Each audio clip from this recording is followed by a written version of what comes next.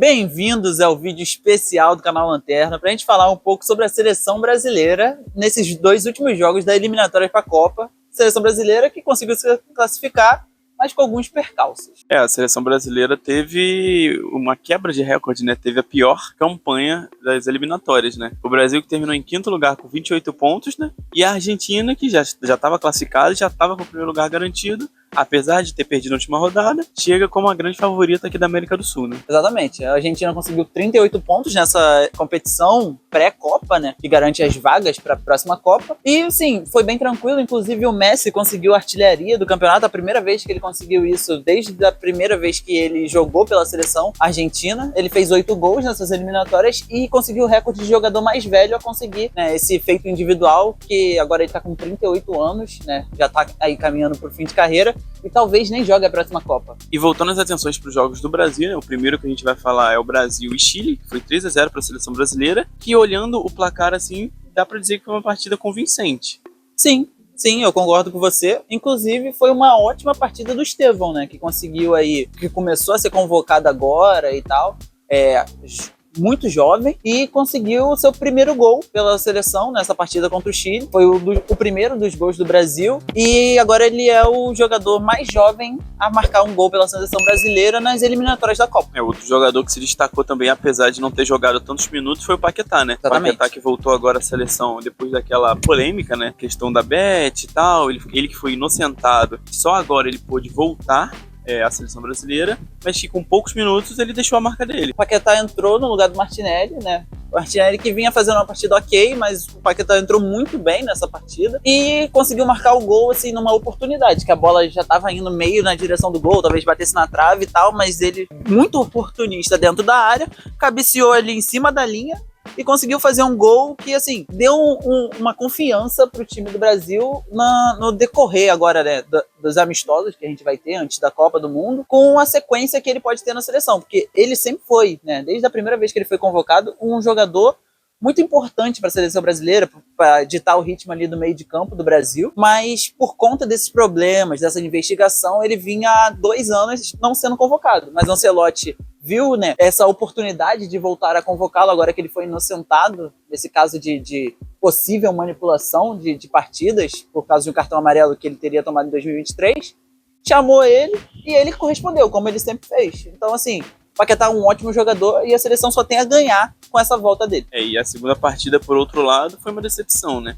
Apesar de ter sido um jogo numa altitude acima dos 4.000 metros, foi uma partida muito fraca da seleção. A seleção brasileira perdeu para a Bolívia, que conseguiu se classificar para a repescagem, e inclusive vai trazer o mito Marcelo Moreno de volta.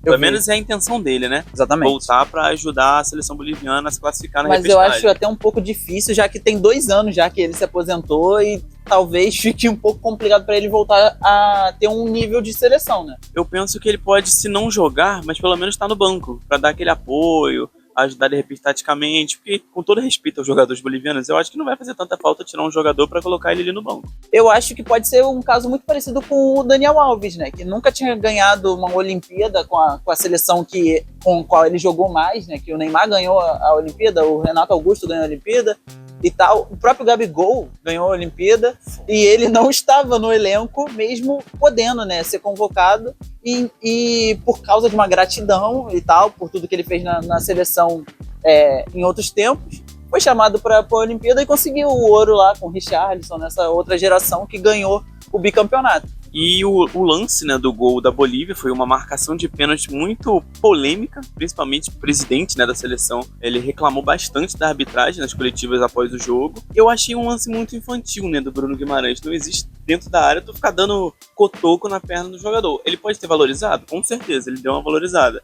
Mas foi uma infantilidade. Eu acho que foi um lance, sim, faltoso. E aí qualquer falta dentro da área é pênalti. Isso aí é inegável. O cara valorizou, mas, pô, você tem que ver pelo lado também do jogador da Bolívia. Como eu disse, uma seleção sem tradição, que não vai para a Copa do Mundo há mais de 30 anos, estava ali vendo a esperança de conseguir uma repescagem para chegar na próxima Copa. Então, assim, se eu fosse ele, eu valorizaria também. Eu fingiria que a minha perna quebrou no meio da área, simplesmente para ter aquele pênalti. O Bruno Guimarães é tido muitas vezes como um jogador ali que dita o ritmo do meio de campo também, como o Paquetá. mas ele também é um jogador um pouco violento na minha concepção. Eu vejo algumas partidas dele, né, na Inglaterra, ele às vezes perde um pouco o rumo e tal, e exagera um pouco na marcação. Ele é meio temerário, e foi temerário, né, nessa partida. Tudo bem que o Brasil já estava classificado, não valia nada realmente pro Brasil, mas muito pra Bolívia. Ele poderia fazer, mas eu tenho medo que ele faça algo parecido no mata-mata de Copa do Mundo. E aí, realmente, a situação fica um pouco mais complicada. E aí, a Bolívia conseguiu fazer o gol de pênalti com o Miguelito. Miguelito, que é o único jogador da história que joga na Série B brasileira a fazer um gol na seleção brasileira. O Miguelito agora joga no América Mineiro, que inclusive está quase sendo rebaixado para a terceira divisão na Série B. Está em 17º na classificação da competição. É um recorde negativo? Sim, mas é uma curiosidade. Um de vários, né? Mais um de vários. Exatamente, porque esse ciclo para a próxima Copa da seleção está sendo um show de recordes negativos. É a pior colocação nas eliminatórias, a menor quantidade de vitórias, a maior quantidade de gols sofridos. Esse é mais um recorde negativo, mas tudo bem que também é uma curiosidade, né? Porque, realmente, um cara que tá jogando aí... ele é reserva, inclusive, no América Mineiro, que é um time ruim da Série B brasileira, conseguiu fazer gol na seleção brasileira num dos melhores goleiros do mundo, né? O Alisson.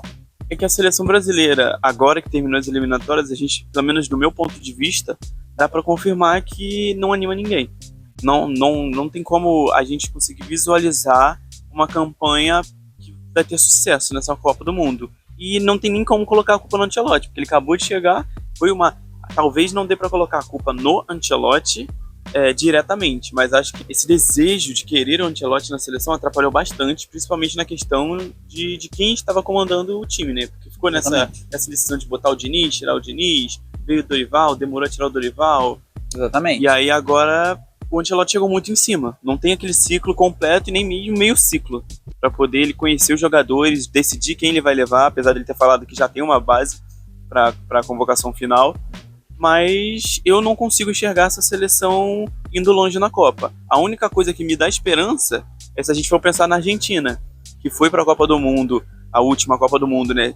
Todo mundo achando que era patinho feio, que também não iria longe por causa das partidas recentes da Argentina naquela época, mas que surpreendeu todo mundo, inclusive perdeu o primeiro jogo para a Arábia Saudita. Exatamente. Muita gente achou que a seleção argentina não ia nem se classificar para o mata-mata da Copa, e a gente viu que bateu na final e ganhou. A seleção, apesar de não empolgar, ainda é um começo de trabalho. O Ancelotti é um ótimo técnico, todo mundo sabe disso, isso é inegável. Ele é multicampeão por todos os times que passou, inclusive até por times mais modestos, né?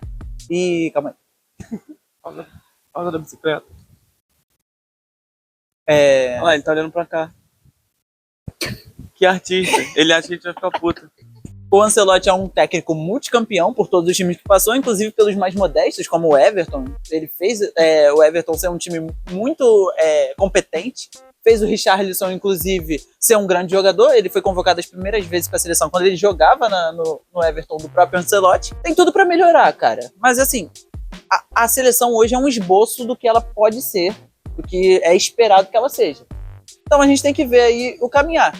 O que eu quero destacar são as notícias recentes dos outros jogadores, né? Dos dois jogadores que estão sendo convocados agora, principalmente do Rafinha. Saiu um boato na imprensa espanhola que ele ficou indignado do Ancelotti ter colocado ele para jogo contra a Bolívia num jogo que não valia nada e foi jogado na altitude, que demanda um esforço maior do jogador, porque ele não queria chegar quebrado ou cansado no decorrer da temporada com o Barcelona. Uma coisa que, para mim, é muito temerário. Ele não deveria ter falado nada disso, e se ele realmente falou, né, porque é um boato, mas levando agora como um pouco verdade, porque ele tem esse histórico, é uma coisa a se pensar se a gente quer um tipo de jogador desses na seleção brasileira, que escolhe qual jogo ele vai jogar pelo país. Porque, assim, antigamente era uma alegria muito grande para qualquer jogador defender a seleção brasileira. Todo jogador queria isso. Hoje em dia parece que não, e o Rafinha parece a síntese dessa não vontade da seleção brasileira. Parece que é só lobby, que a seleção brasileira pode firmar para ele, né, um contrato melhor, um salário melhor e tal, uma exposição maior, mas não quer os deméritos, os contras, né, vamos dizer assim, de jogar pela seleção, que é jogar contra essas seleções menores, é fazer um amistoso no pico de altura, de altitude, num lugar esquisito da Bolívia.